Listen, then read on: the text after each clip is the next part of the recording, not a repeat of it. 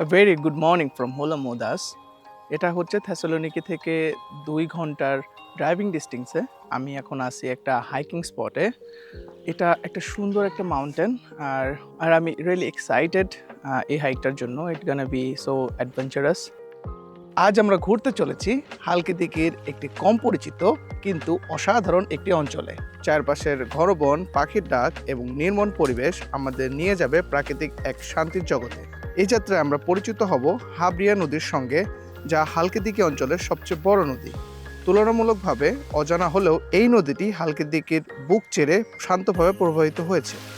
এর স্বচ্ছ জল, সবুজ তীর এবং প্রাকৃতিক সৌন্দর্য এই এলাকাকে করে তুলেছে এক অনন্য গন্তব্য। দীর্ঘ পথ পাড়ি দিয়ে হাবরিয়া নদী শেষ পর্যন্ত গিয়ে মিশেছে তোরনিয়স উপসাগরের নীল জলে।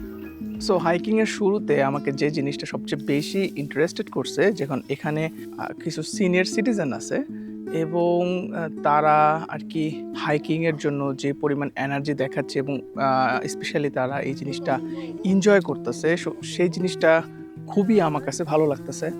সো আজকের হাইকটা হচ্ছে 7.1 কিলোমিটার, যেটা 3-3.5 ঘন্টার মতো লাগার কথা according to the tour group. আমি একটা ট্যুর গ্রুপের সাথে হাইক করতেছি। সো এই ফার্স্ট আমি একটা ট্যুর গ্রুপের সাথে হাইক করতেছি এবং জিনিসটা খুবই এক্সাইটেড। আমরা জঙ্গলের মধ্য দিয়ে যাচ্ছি এবং যে একদম স্মুথ না রাস্তাটা, খুবই রাফ রকি। বাট যেটা বললাম যে এখানকার যে সিনিয়র যে সিটিজেন আছে তাদের বয়স 50 থেকে 60-র মধ্যে হবে, বাট তারা অ্যাকচুয়ালি জিনিসটা খুবই এনজয় করতেছে, which is wonderful. Like they are enjoying this as like I doing. এখন প্রায় 1-1.5 ঘন্টার মতো হাইক করার পরে এখন আমাদের একটি ছোট 20 মিনিটের একটি ব্রেক দেওয়া হয়েছে।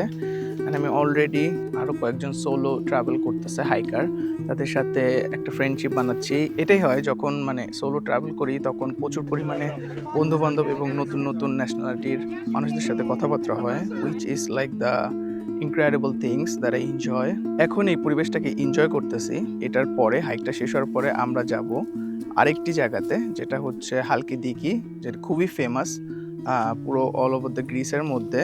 এটার সুন্দর বিচ আছে অনেকগুলা। সো এইখানে আমাদের ট্যুর গাইডরা যারা মেম্বার আছে তারা হেল্প করতেছে। ইটস লাইক অ্যামেজিং, কারণ এই জায়গাটা একটু slippery but crystal clear water. আর এই পানির যে সাউন্ডটা আছে ঝিরিপথের, এটা খুবই খুবই আর কি আমার কাছে ভালো লাগে। Really enjoying this hike so far. So এইখানে সবচেয়ে ইন্টারেস্টিং যে ব্যাপারটা হাইকিং আমি এনজয় করি, সেটা হচ্ছে আপনি যখন ফরেস্টে হাঁটবেন তখন পাখির সাউন্ড, ইনসেক্টের সাউন্ড, জিনিসগুলো খুবই খুবই লাইক অ্যাট্রাকটিভ লাগে আমার কাছে। সো আমাদের ব্রেক টাইম শেষ and we are on our way. More I think 4 kilometre to go. Hike এমন একটা জিনিস যেটা আমি কখনো টায়ার্ড হই না করতে করতে। আর জিনিসটা হচ্ছে আমি খুবই এনজয় করি, সেটা সোলো হাইক হোক অ্যান্ড ফ্রেন্ডস। বাট এখন ব্যাপারটা হচ্ছে সোলো হাইকই বেশি করা হয় অ্যান্ড ফর্চুনেটলি তার সুবাদে অনেকগুলো নতুন নতুন ফ্রেন্ডস হয়, ভালো একটা কানেকশন হয়। জঙ্গলের গভীরে এগিয়ে যাওয়ার সময় আমাদের গাইড বিভিন্ন ধরনের গাছপালা উদ্ভিদের সঙ্গে আমাদের পরিচয় করে দিচ্ছেন। আমরা নতুন নতুন প্রজাতির গাছ, স্থানীয় জীববৈচিত্র্য এবং এই অঞ্চলের প্রাকৃতিক পরিবেশ সম্পর্কে নানা তথ্য জানতে পারছি। পুরো পরিবেশটাই অবিশ্বাস্য রকমের শান্ত।